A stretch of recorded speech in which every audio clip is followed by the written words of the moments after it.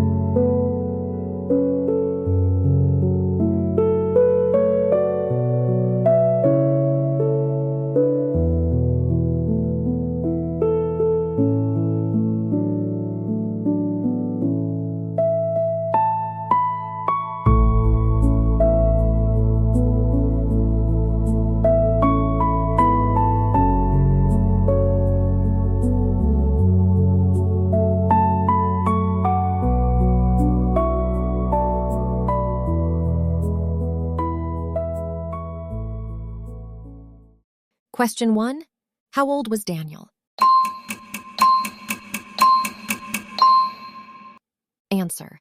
Daniel was 28 years old. Question 2. Where did Daniel work? Answer. He worked in a large office in the city. Question 3. What was Daniel's dream job? Answer. His dream job was to become a photographer. Question 4. Why did Daniel miss the train? Answer. He arrived at the station late. Question 5. Who was sitting next to Daniel at the station? Answer. An old man was sitting next to him. Question 6. What was the old man holding? Answer. He was holding an old black camera. Question 7. What job did the old man have? Answer. He was a photographer. Question 8. What did the old man give Daniel? Answer. He gave Daniel a card with an address on it. Question 9. What did Daniel find in his bedroom? Answer. He found his old camera in a box. Question 10. What job did Daniel finally become? Answer. Daniel finally became a full-time photographer. Now answer this question in your own words. Write your answers in the comments. Try to answer using complete English sentences. Making mistakes is completely normal. The most important thing is to practice reading, thinking, and expressing your ideas in English. Question 11. Do you think Daniel made the right decision by keeping his office job while studying photography? Why?